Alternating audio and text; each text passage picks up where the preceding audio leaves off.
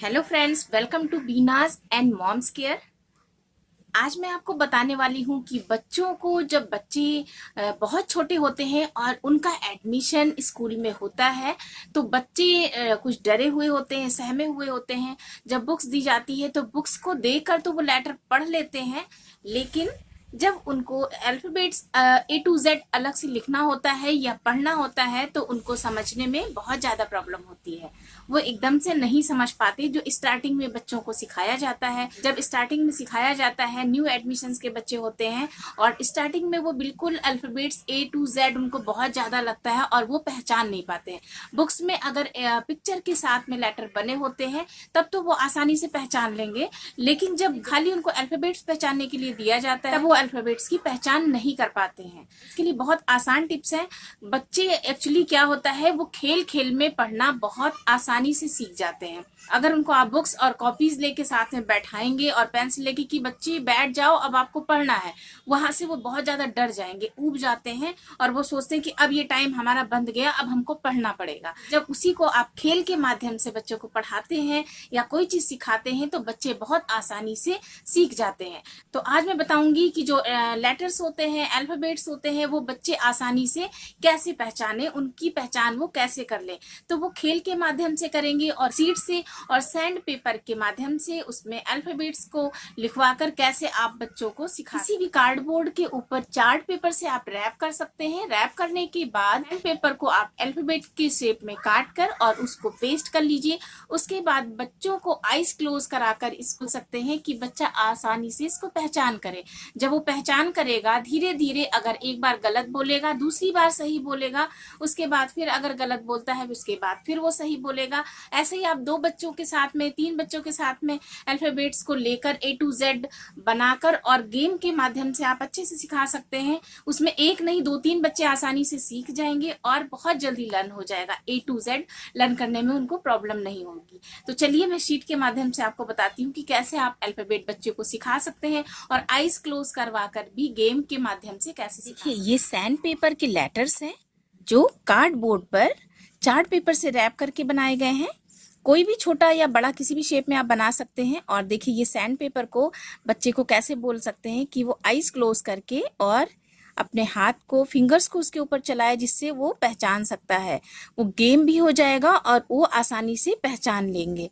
ऐसे ही बी है, बी बनाए और बी को भी इसके ऊपर फिंगर को बोलें कि बच्चा उसके ऊपर फिंगर चलाए, जिससे वो आसानी से लर्न कर लेगा और सही भी बोलेगा। कभी कभी वो गलत बोलेगा, लेकिन धीरे धीरे जब वो मिस्टेक होगी तो जिसकी मिस्टेक हो जाएगी उसको -पॉइंट, जिसका सही होगा उसको +पॉइंट्स। को आप गेम के थ्रू 2 या 3 बच्चों के साथ खेल सकते हैं। खेल के थ्रू आप बच्चों को लर्न करा सकते हैं। बहुत ही आसान तरीका होता है बच्चों को लर्न कराने का। इसकी खासियत ये होती है सैंड पेपर की कि वो खुरदुरे होते हैं और बच्चे को समझने में बहुत आसान होता है जब बच्चा उसके ऊपर फिंगर को चलाता है अपनी आईज क्लोज करके। देखिए, ये सी है, इसके ऊपर जैसे बच्चे ने फिंगर चलाई आईज क्लोज करके तो वो आसानी से पहचान जाएगा कि ये कौन सा लेटर है। बच्चे को आप लेटर्स पहचानने को देंगे।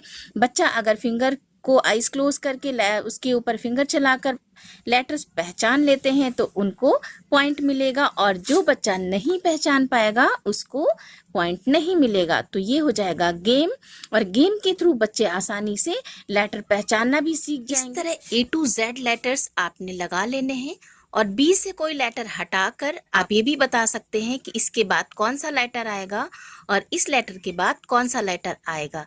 इस तरह आप बच्चे को गेम्स के थ्रू बहुत अच्छे से लर्न करना सिखा सकते हैं। ये सारे सैंड पेपर से जो लेटर बने हुए हैं आप किसी चार्ट पेपर पे आसानी से कट करके बना सकते हैं और बच्चे बहुत आसानी से गेम के थ्रू लर्न कर लेंगे।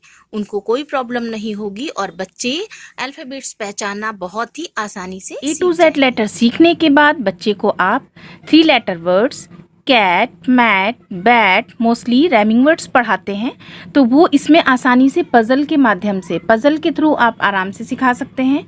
जैसे टो, एट, कैट, ये हो गया। उसके बाद में आपने AT लगा रहने देना है। आप C को हटा लेंगे। C को हटाने के बाद आपने लगा देना है M। अब क्या हो गया, MAT, एट मैट। इस तरह आप बच्चे को सिखा सकते हैं। फिर आपने एटी लगा रहने देना है। एटी के बाद आगे का लेटर हटाना है और बी लगा देना है। बी आपने लगाया, अब हमारा क्या बन गया? Bat, bat, BAT, bat. B आपने हटाना है, बी आपने हटा लिया। उसके बाद बी हटाने के बाद न्यू वर्ड सिखाया, FAT,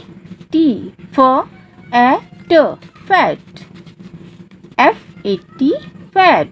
आपने H लगाया, HAT, हैट। H आपने हटा लेना है। H के बाद हमारा हो जाएगा RAT, रैट, रैट। देखो, ये चीज़ें लर्न करने में इसलिए प्रॉब्लम नहीं होगी क्योंकि बच्चा ये देख रहा है कि हम खेल के थ्रू लर्न कर रहे हैं। खेल के माध्यम से लर्न करने से बच्चे को बहुत ही अच्छे से लर्न होगा और किसी तरह की प्रॉब्लम नहीं होगी और वो इंजॉय करके लर्न करेंगे, बहुत जल्दी सीखेंगे।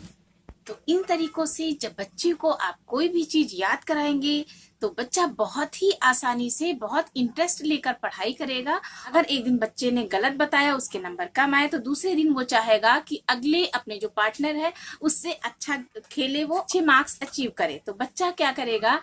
बहुत ही अच्छे से स्पेलिंग को भी लर्न करने की कोशिश करेगा और अल्फाबेट्स को भी पहचानने की कोशिश करेगा और उसको याद करने की कोशिश करेगा। हमारा मेन मकसद होता है बच्चों को अच्छे से पढ़ाना और याद कराना।